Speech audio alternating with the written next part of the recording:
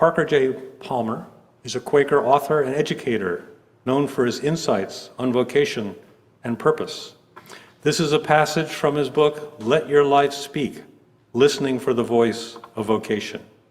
And here's what he said: before you tell your life what you intend to do with it, listen for what it intends to do with you.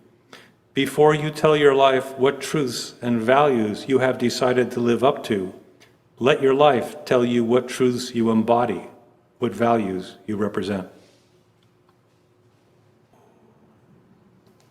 Passion, fulfillment, purpose. These are monumental concepts, and our individual searches to find them can take up a huge amount of our lives. Just finding ways to get closer to discovering what fulfills us can feel like a momentous step forward in life. But reaching and maintaining that sense can be one of the hardest things to do. Some people feel like they never reach that point. Today, I want to share with you some of my personal experiences with finding purpose, and hopefully help broaden the possibilities for what can bring fulfillment to some of your lives. What is purpose? Purpose is what gives us a feeling of satisfaction in life. It's something that we should all take time in our lives to think about and ask ourselves what it means to us. For me, fulfillment isn't something that happens all at once.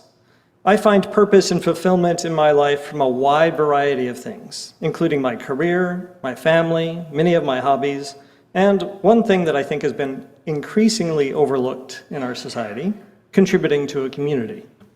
Purpose is something that is multifaceted. It doesn't need to come from a single source. There are so many different things that, when combined, can help us to feel satisfied with our lives. However, like many young people, I started trying to find my purpose through my vocation originally. I thought I wanted to be an aerospace engineer, but as a freshman at Michigan State University, I was warned by an Air Force colonel that the aerospace market was very cyclical, and I should instead start with a bachelor's degree in some other engineering discipline. I'd loved building things and taking things apart since I was very young, so I decided I'd get my bachelor's degree in mechanical engineering. My first mechanical engineering job after college was working on industrial laser systems used for cutting and welding, which seemed pretty cool at the time. I quickly found myself drawn less to the design side, though, as an engineer, and more to the project management, and then started using software tools to manage engineering projects more effectively. Within a few years, I took my new skills in project management and my interest in software to build customized project management solutions for companies like Chrysler. I still wasn't passionate about what I did, but I was curious and I was having fun, and at the time, that was good enough. Jumping ahead a few years, though, that interest in software led me to start working at Microsoft, actually over 20 years ago, on a streaming media server product, which I'll just call by its code name, Hercules. It was the first time I felt passionate, if not about the job itself, at least about the product I was working on. It was used by customers to deliver millions of videos a day to employees and to online customers, and by meeting their needs, we won the market share battle with our biggest competitor. Eventually, though, the division I was in decided to go after the next shiny object and put Hercules into maintenance mode. That meant it was just supposed to get updates that fixed software bugs or addressed critical new security threats with no new features planned. One of my roles was leading the engineering team that maintained Hercules, and we continued to add new features anyway. My team all felt strongly about adding new functionality to Hercules, as we knew it would really help the customers who had already invested in deploying our software, especially those that had bet their business on using Hercules to deliver videos to their customers. When it later became clear that the division I was in wouldn't keep funding the product maintenance team, I spent months doing market research and came up with a big report and did a deep dive engineering analysis of Hercules about how well it was built and how it would stand the test of time. And with those, I made a pitch to the president of another division within Microsoft to not only take ownership of Hercules and continue investing in it, but to develop new leading edge products to supplement it or replace it. Fortunately, he agreed with the proposal, and I effectively became the first employee of a startup inside Microsoft, building a new team. The technologies we developed went on to become the industry standard streaming format that is still used today when we stream from YouTube, Netflix, and almost every other video service online, literally impacting billions of people. My job started evolving more and more into telling the world about what we were doing, building keynote demos for executives whose names most of you would recognize, and educating people about how to build live and on-demand streaming services that would start to replace both video file downloading and cable TV. Unfortunately, like aerospace, Microsoft can also be a bit cyclical about some things, and eventually switch their focus away from streaming media. I became disillusioned after working so hard to have customers adopt our products and then leaving them with neither the feature updates we'd promised nor a good path for transitioning to something else. But I didn't let that stop me from following the pursuit of this technology that was impacting so many people around the world and which I felt so passionately about. I left Microsoft to work for a startup, Wowza Media Systems. Say that, Wowza Media Systems. And Wowza seemed to share my passion for meeting streaming media customer needs. And to my surprise, I found that a lot of my former customers were also switching to Wowza because they were picking up where Microsoft had decided to leave off. My role evolved there while I was there, going from leading the product management team for 2 years to inventing a new job that we called Streaming Industry Evangelist. In that role, I helped publicize changes occurring in the market, educating people not just on what Wowza was doing, but speaking more broadly about the options they had across the streaming media landscape, operating under the mantra of a rising tide lifts all boats.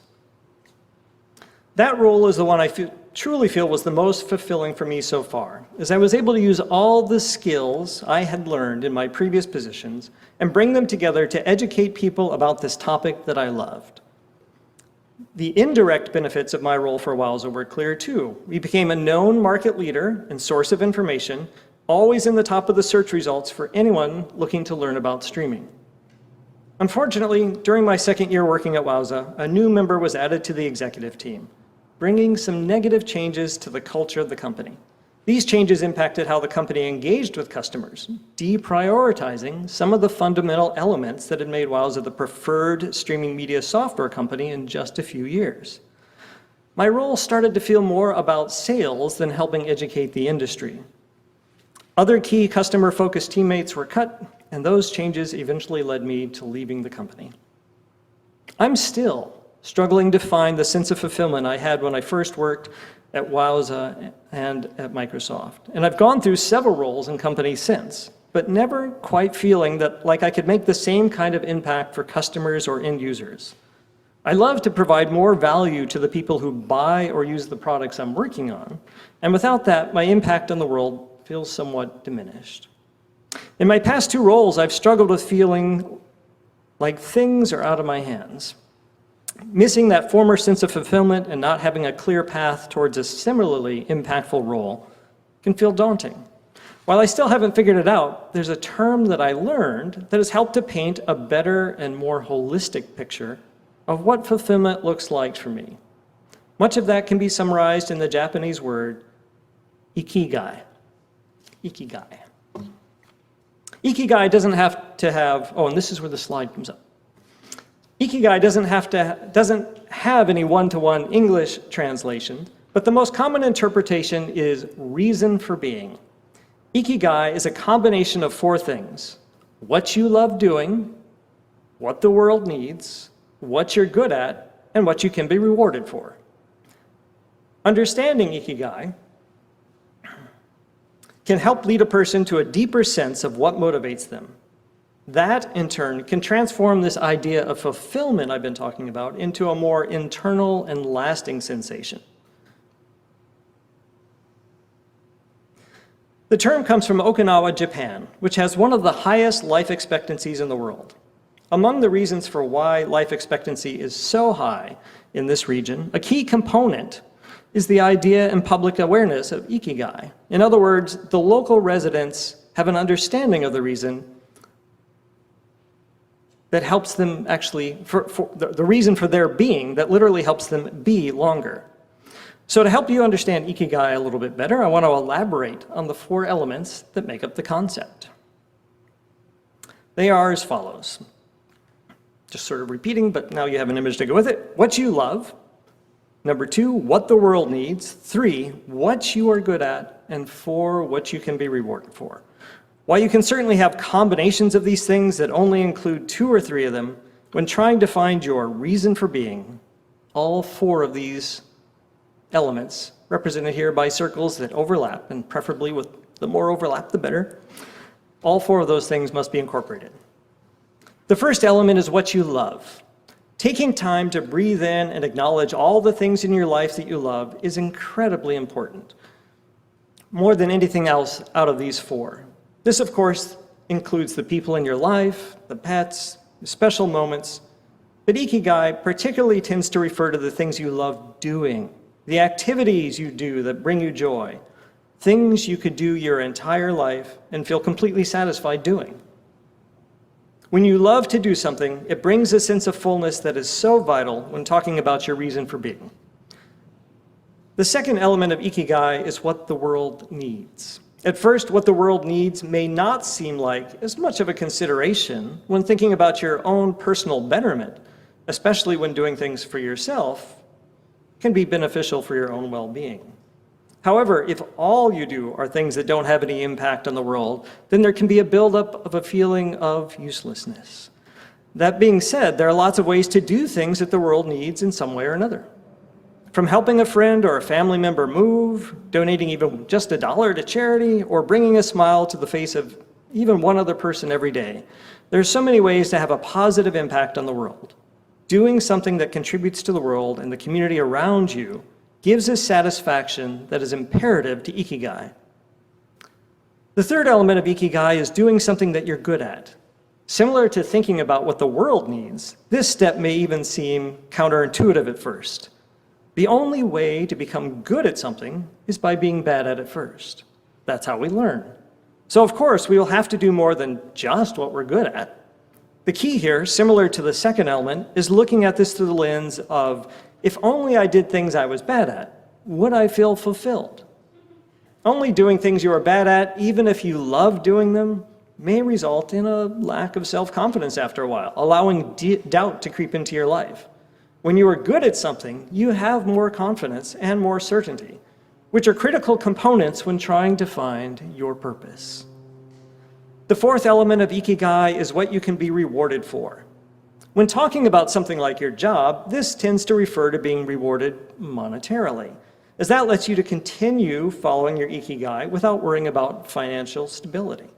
However, I think it's absolutely worth thinking about it in some other ways that, what does being rewarded look like if it's not through money? You can be rewarded with an experience you'll remember for the rest of your life, from the smiles of others, even something small like knowing you've made someone's day with just a simple act of kindness.